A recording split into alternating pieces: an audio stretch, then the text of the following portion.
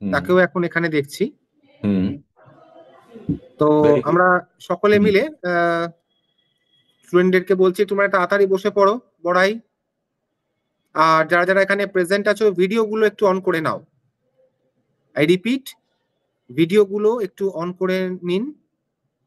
যারা কোঅর্ডিনেটর ক্লাসে আছেন তাদেরকে বলবো।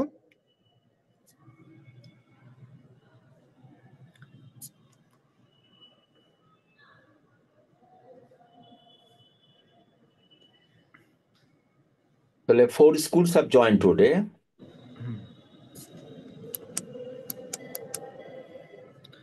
হ্যাঁ স্যার, আপনি এবারে শুরু করে দিন। আমি শুরু করে দিই। Thank you. তা my dear students, today's class will be focused on English language training. You must have mastery or command over English language. Language skill you must develop. তুমি ল্যাঙ্গুয়েজ স্কিলটা যদি ডেভেলপ করো তাহলে it will be very easy to read English, to write English and to speak in English.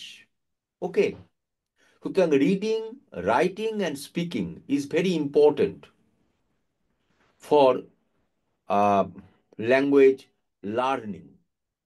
And English language is our second language. এটা আমাদের দ্বিতীয় ভাষা। এই ভাষাটাকে আমরা শিখছি কেন? তোমরা যে ইংরেজি ক্লাস করছো সেখানে তোমাদের টার্গেট কি? সেখানে বলা আছে তোমার প্রথম language Bangla, first language, second language English. এই ল্যাঙ্গুয়েজটা শেখার জন্যে তোমাকে কিছু গ্রামার দেওয়া হয়েছে, তোমাকে লেটার রাইটিং দেওয়া হয়েছে, তোমাকে ডায়ালগ রাইটিং দেওয়া হয়েছে, তোমাকে স্টোরি রাইটিং দেওয়া হয়েছে, তোমাকে কিছু প্রোজ টেক্সট দেওয়া হয়েছে, কিছু পোয়েট্রি টেক্সট দেওয়া হয়েছে, কিছু র্যাপিড রিডিংয়ের, র্যাপিড রিডার যে তোমাদের টেক্সট বুক আছে সেখানে কিছু কিছু নাটকের অংশ টংশ দেওয়া হয়েছে, এগুলো পড়তে হচ্ছে। কিন্তু এগুলো পড়লে শুধু কোশ্চেন আনসার, যে তোমাদের কতগুলো কোশ্চেন আনসারের ধরন ধারণ বলা আছে, true false type, fill up the blanks with proper information from the text বলা আছে, এটসেট্রা এটসেট্রা এটসেট্রা। কিন্তু আমার যেটা কাজ সেটা হচ্ছে আমি তোমাদেরকে ইন্ট্রোডিউস করতে চাই, তোমাদেরকে একটু ফ্যামিলিয়ার করতে চাই, তোমাদেরকে একটু স্বচ্ছন্দ করতে চাই যে ইংলিশ ল্যাঙ্গুয়েজ স্কিল, ল্যাঙ্গুয়েজটার একটা স্কিল আনতে হবে। তোমরা গল্প, কবিতা, নাটক তোমরা স্কুলে পড়ছো, তোমাদের মাস্টারমশাইরা পড়াচ্ছেন, টিচার্স, আওয়ার রেসপেক্টেড টিচার্স আর teaching you English prose, they are taking your English classes. Okay, আমাকে যেটা করতে হবে এবার, আমি ফোকাস করব তোমাদের যে এই যে তুমি গল্প, কবিতা, নাটকগুলো পড়ছো, তো এগুলো তৈরি হচ্ছে কিভাবে?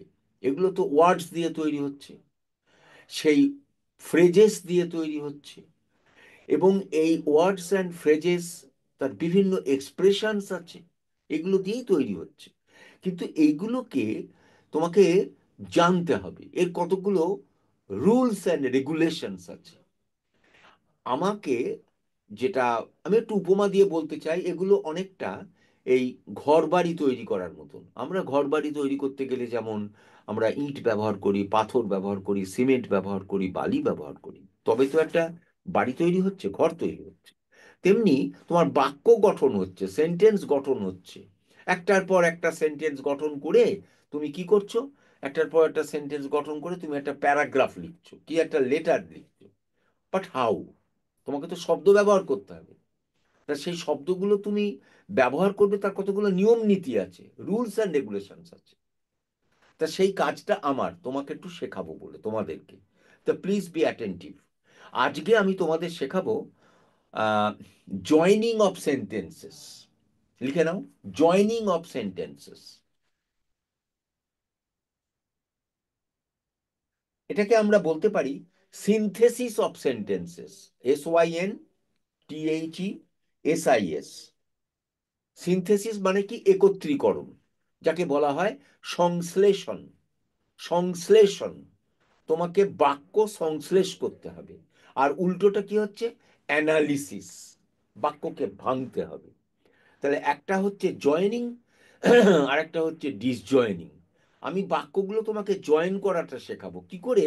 তুমি কিছু বলতে চাইছো, যেমন ধরো বলছো যে সেদিন সন্ধেবেলাটা ছিল একটা রেনি ডে, সেদিন সন্ধেবেলাটা ছিল একটা রেনি ডে। এইটা কিন্তু একটা ফুল সেন্টেন্স। আমি যদি বলি এটাকে ডিসজয়েন করো, তাহলে আমি কি বলবো? প্রথম কথা হলো সেদিন ছিল সন্ধ্যা, 1 নম্বর।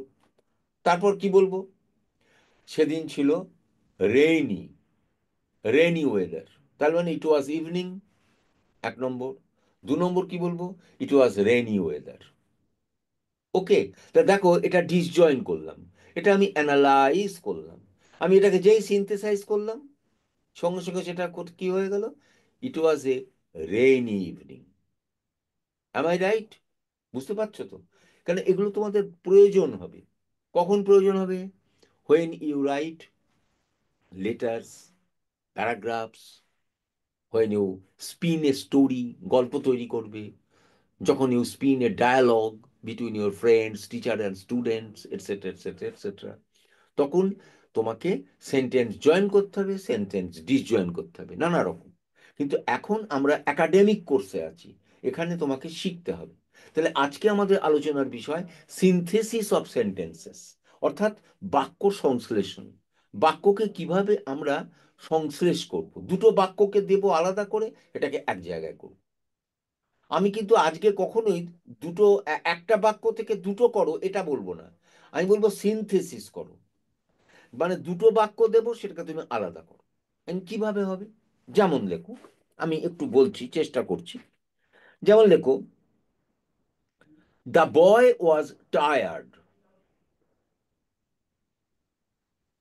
Number 1, full stop. তার সঙ্গে লেখো, হি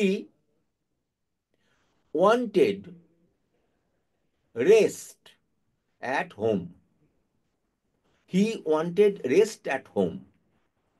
দুটো বাক্য। ছেলেটা ক্লান্ত ছিল, ছেলেটা বাড়িতে বিশ্রাম দরকার। এই দুটো বাক্য, দুটোকে আমি সিনথেসাইজ করব, দুটোকে আমি জয়েন করব। But how? তার একটা টেকনিক আছে, সেটা হচ্ছে বাই ইউজিং এ পার্টিসিপল। তার মানে বাংলায় আমি একটু যদি বলি, কারণ আমরা তো আমাদের নেটিভ ল্যাঙ্গুয়েজ বেঙ্গলি, আমরা with the help of Bengali language এটা যদি আমরা বোঝাই, তোমাদের কাছে আরো তাড়াতাড়ি পৌঁছবে।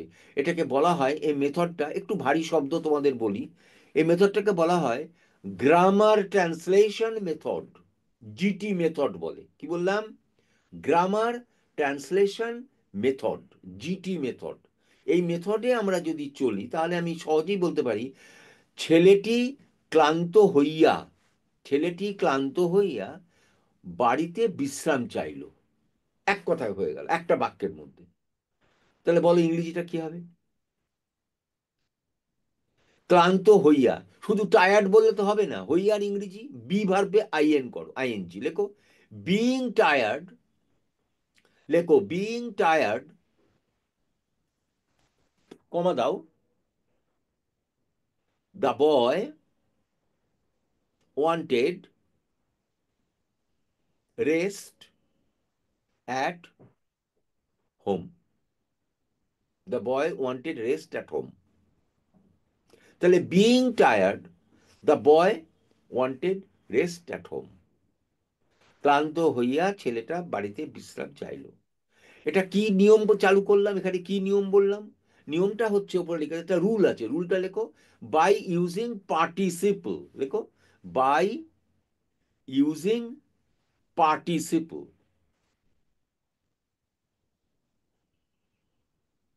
হয়ে গেল। আচ্ছা, 2 নম্বর লেখো, I went to the market. হলো, I went to the market, stop দাও।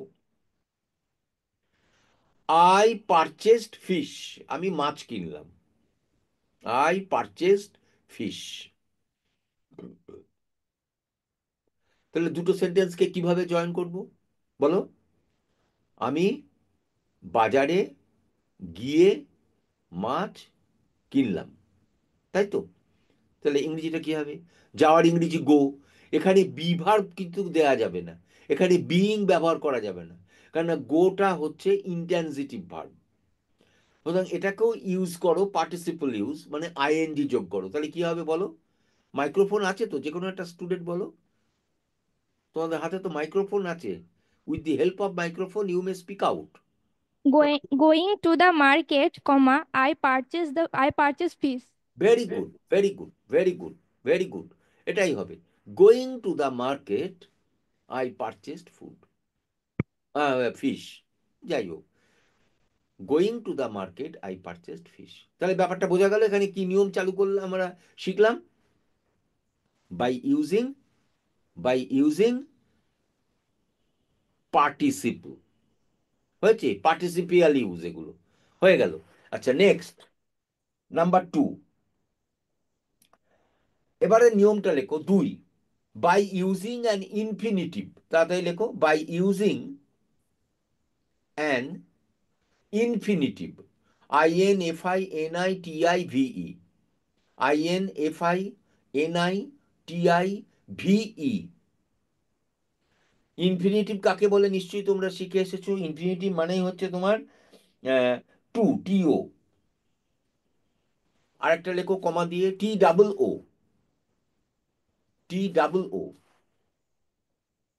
এগুলোকে বলা হয় ইনফিনিটিভ। আচ্ছা, এক্সাম্পল লেখো, the man has many sons,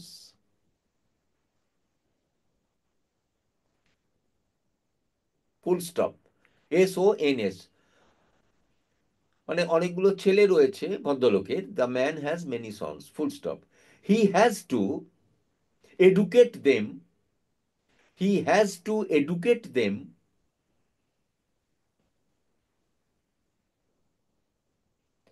he has to educate them properly, properly. এই দুটো বাক্য রয়েছে, এই দুটোকে আমি এক জায়গায় করে লিখতেই পারি ইনফিনিটিভ ব্যবহার করে। কিভাবে লিখবো, কেউ কি বলতে পারবে? এনি স্টুডেন্ট মে গিভ রেসপন্স, মাইক্রোফোন নিয়ে বলতে পারবে ইনফিনিটিভ ব্যবহার করে কি করে এই দুটো বাক্যকে এক জায়গায় করা যায়? হবে কি না? হবে কি না? হচ্ছে না, হচ্ছে না। তাহলে আমি বলি, ভেরি গুড, লেখো, দ্য ম্যান, হ্যালো। হ্যাঁ বলো, বলো, হ্যালো, Hello. বলো, The man has many sons to educated properly. To To educate. Educated properly, কথাটা একটু ভুল হলো, ওই এডুকেটেড কথাটা হবে না, Educate. এডুকেট হবে। কেননা টু যদি ইনফিনিটিভ হয় তাহলে তার পরের যে ভার্বটা ব্যবহার হবে সেটা একদম present form of verb, ED যোগ হবে না। তাহলে এডুকেট কথাটা বললেই correct. Very good, thank you, sit down. তা লেখো, the man has many sons to educate, the man has many sons to educate. দুটো বাক্যকে এক করে ফেললাম, এটা সিনথেসাইজ করলাম। আচ্ছা, আরেকটা লেখো, লেখো, the old man is very weak, the old man is very weak, WEAK, stop দাও।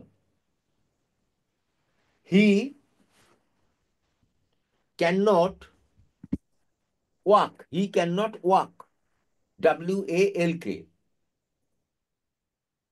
সে হাঁটতে পারে না, ইজিলি, EASILY। বলবো The, বলবো হ্যাঁ বলো, the old man is the, to walk. বুঝতে পারছি না, একটু ভালো করে বলো। The man, the, bo- the old man is too weak to walk. হ্যাঁ, is too weak to walk, মানে TOO যোগ হলো, তাই তো? Good, very good. তা লেখো, the man is too weak, TOO, weak, WEAK, to walk, WALK। মানে লোকটা এত দুর্বল যে হাঁটতে পারে না। তবে লোকটা খুবই দুর্বল, লোকটা হাঁটতে পারে না। দুটো বাক্যকে এক জায়গায় করলাম, নট ওয়াক ইজিলি, হ্যাঁ, দুটো বাক্যকে এক জায়গায় করে দিলাম। কি সুন্দরভাবে এটা হয়ে গেল সিনথেসিস অফ সেন্টেন্স। যেমন দেখো, লেখো, it was it was cold morning, it was cold morning, stop, the boy did not want to go to school. The boy did not want to go to school.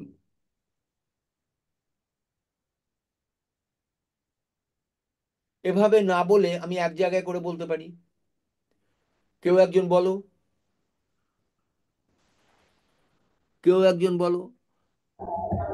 Sir বলবো? হ্যাঁ বলো। As the morning was cold, the boy did not want to go to school.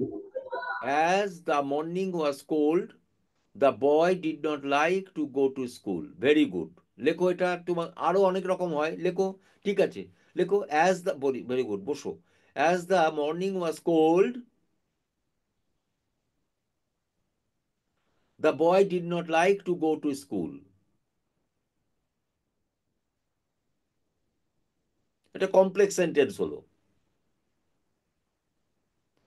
আচ্ছা, আর কি কি হতে পারে আমি একটু বলছি, লিখতে হবে এমন কোনো ব্যাপার না, এরকমও বলতে যেতে পারে। The boy did not like to go to school because it was cold morning. এটাও তোমার হলো অ্যাডভার্বিয়াল ক্লজ, একটা সেন্টেন্স, একটা কমপ্লেক্স সেন্টেন্স হলো, তাই না? আচ্ছা, আবার এটাও করতে পারি, আমি একটা সিম্পল সেন্টেন্স করতে পারি। কেউ বলতে পারবে এটাকে একটা সিম্পল সেন্টেন্স করা? Anyone? It being cold, the boy did not want to go to school. ওহো, একটু গোলমাল হচ্ছে যে। কি বললো? It being cold? Cold morning, the boy did not want to আবার go to আবার school. আবার বলো, আবার বলো। It being cold, the boy did not want to go to school. তাহলে মর্নিংটা কই? মর্নিংটা যে মর্নিংটা কোথায় It গেল? it was cold morning, the boy did not want to go to. না, হলো না, হলো না, হলো না, জয়নিং হলো না, হলো না তো। আরেকবার চেষ্টা করো, anyone? It being cold, the boy did not want to go to আমি শুনতে পেলাম না। মাইক্রোফোনটা হাতের কাছে নাও, মুখের কাছে নাও, মাইক্রোফোনটা মুখের কাছে নাও। কই? বলো।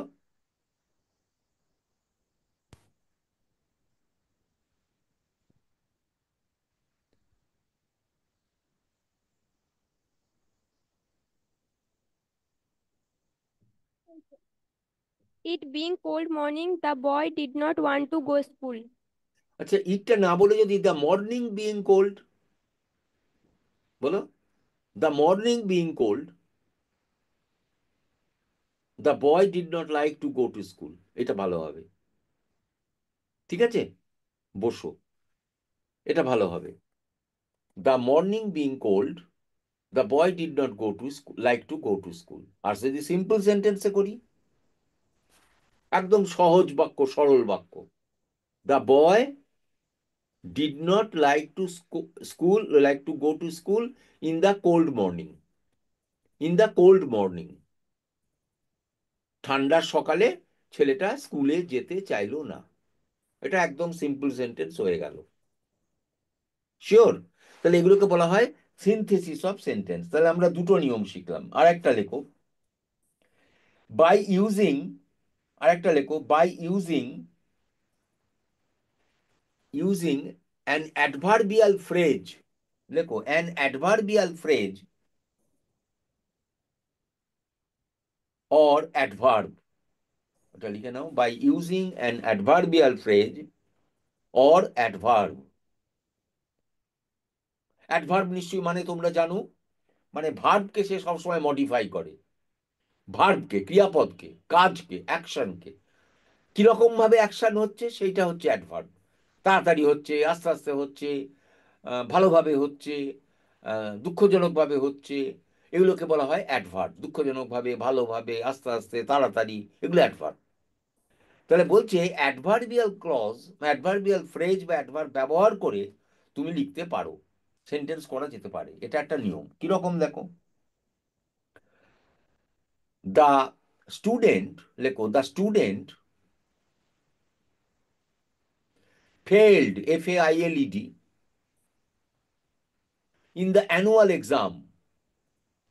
The student failed in the annual exam. Stop. Full stop. It was unfortunate. It was unfortunate.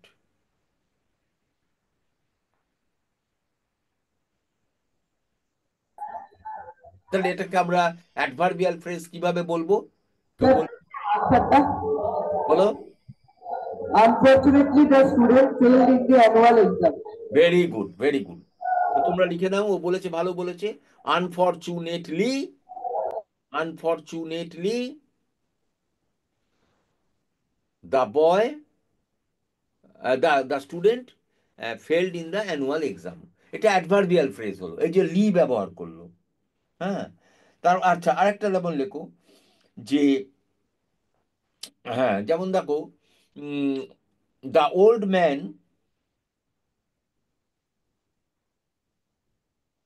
The old man died. Stop.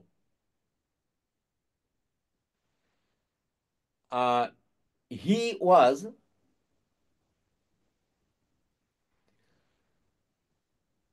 না হি ওয়াজ না, লেখো হি হ্যাড পুয়ার হেলথ।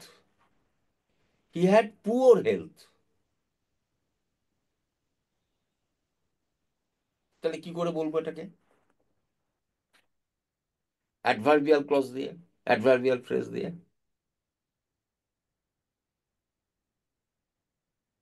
বুড়ো লোকটা মারা গেল বিকজ স্যার, অফ, হ্যাঁ বলো। স্যার আরেকবার বলুন কোশ্চেনটা। হ্যাঁ, দ্য ওল্ড ম্যান ডাইড, ঠিক আছে। তারপরে কি বললাম? হি had poor health, he had poor health. তার শরীর স্বাস্থ্য ভালো ছিল না। বেশ, তো এই দুটো বাক্যকে এক করো। অ্যাডভার্বিয়াল ফ্রেজ বলেছি, মানে অ্যাডভার্ব ব্যবহার করে। এটা কমপ্লেক্স সেন্টেন্স হবে। বলো, দ্য ওল্ড ম্যান ডায়েড, কেন? বিকজ, বলো, the old man died because, বলো, হ্যাঁ বলো। the old man died because he had a poor health. Very good, because he had a poor health. লেখো, the old man died because he had a poor health. বেশ, আচ্ছা next, number 4, number 4 লেখো, by using, একটা নতুন নিয়ম, by using an absolute phrase, by using an absolute, ABSOLUTE, absolute phrase.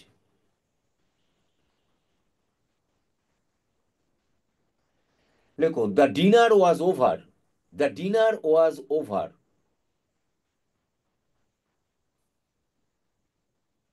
Stop. We left the hotel,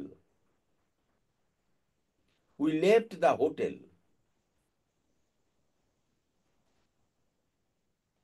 তার মানে ডিনারটা শেষ হওয়ার পর আমরা হোটেল ছাড়লাম। স্যার আরেকবার বলবেন? হ্যাঁ, দ্য ডিনার ওয়াজ ওভার, লেখো the dinner was over, DINNER। Stop দাও, stop, full stop. We left the hotel, we left the hotel. এটা এইভাবে আমরা অ্যাবসলিউট ফ্রেজ বলবো। ডিনারটা শেষ হয়ে গেলে পর, ডিনারটা শেষ হয়ে গেলে পর মানে আফটার বলা যাবে না, ডিনারটা শেষ হয়ে গেলে পর আমরা হোটেল ছাড়লাম। এখানে শেষ হলো কোনটা? ডিনার। ওভারটা ভার্ব নয়, তাহলে ডিনার ওভার লিখতে পারি, আবার ডিনার বিইং ওভার হতে পারে, বা ডিনার ওয়াজ ওভার হবে না। তুমি লিখতে পারো ডিনার বিইং ওভার, বিইআইএনজি, যেহেতু ওভারটা ভার্ব নয়, এখানে বি ভার্ব আনতে হচ্ছে। The dinner being over, we left the home, ও we left the hotel, we left the hotel. এটা কিন্তু অ্যাবসোলিউট ফ্রেজ ব্যবহার হলো।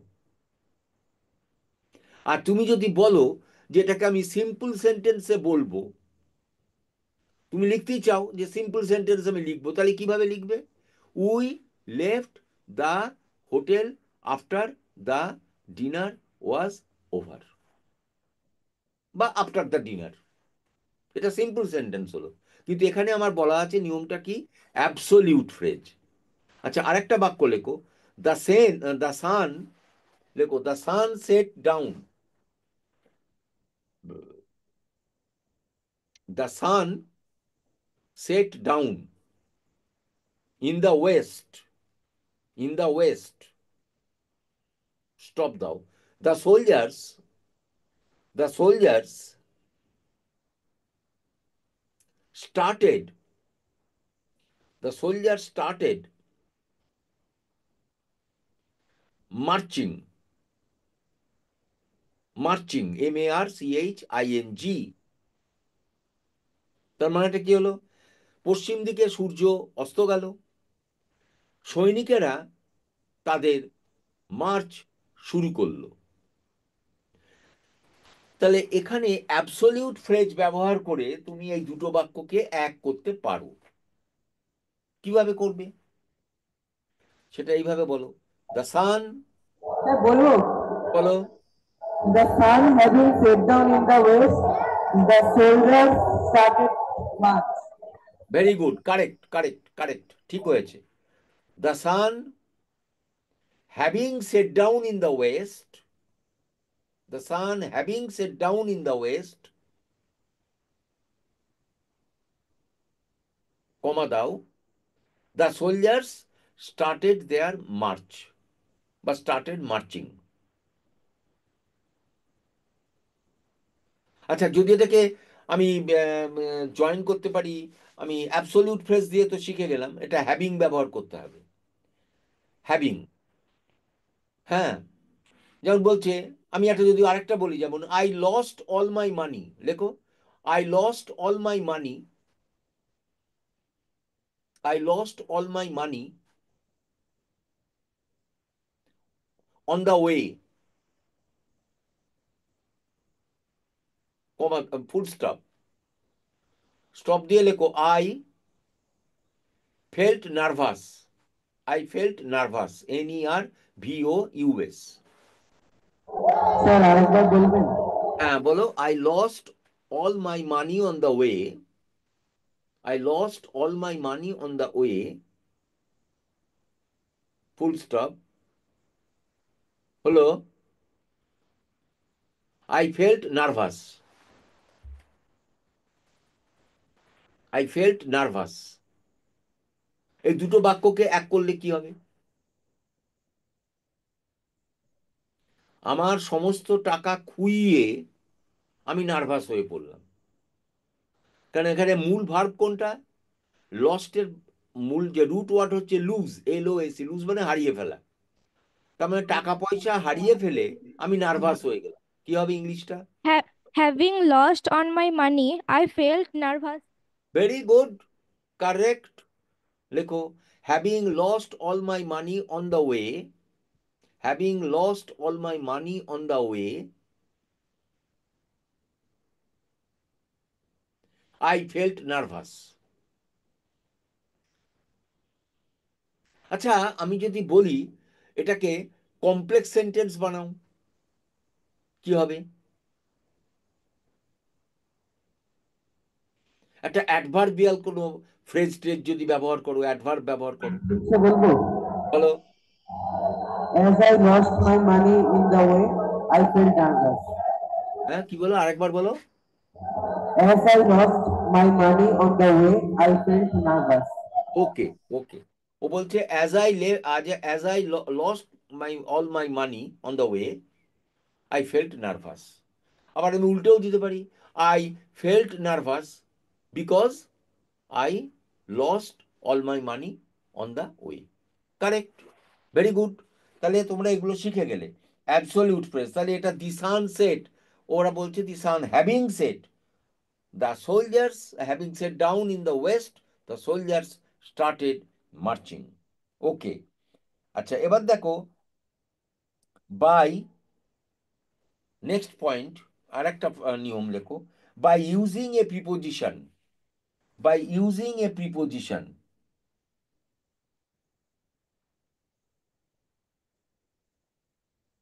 with a noun,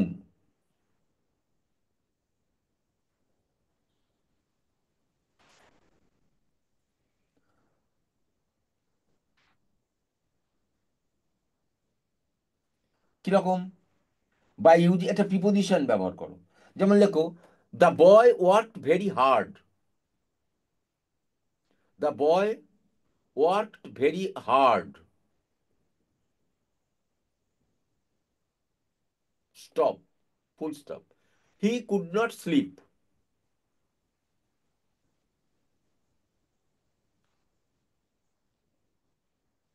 এখানে একটা প্রিপোজিশন ব্যবহার করতে হবে, দেখো হয়ে যাবে। কি করা যাবে বলো? The boy could not sleep, sorry, the boy worked very hard without any sleep. বলো বলবো হ্যাঁ বলো বলো, বলবো বলো। The boy worked too hard to succeed. বুঝতে পারলাম না। The boy worked too hard to succeed. না ঠিক হলো না, এটা বলছে প্রিপোজিশন ব্যবহার করে, প্রিপোজিশনটা ব্যবহার কর। প্রিপোজিশন মানে কি? ঘুম ছাড়া, নিদ্রাহীন। এটা বলো, দ্য বয় ওয়ার্কড হার্ড, কেন? যদি বলি বিকজ দিয়ে, because, sorry, the boy worked hard without any sleep, না ঘুমিয়ে সে কাজ করলো, এটা প্রিপোজিশন যোগ করে হলো। যেমন আরেকটা সেন্টেন্স আমি বলছি, এটা অন্যভাবে বলছি। আমি এতগুলো যখন পড়লাম, যেমন এখানে বলো তো এটা কি হবে? যেমন দেখো, দি ম্যান হ্যাজ এ কার, আমি এমনি বলছি, লিখতে হবে না। The man has a car, he wants to sell it. এটা কি করে জয়েন করা যায়? The man has a car, he wants to sell it,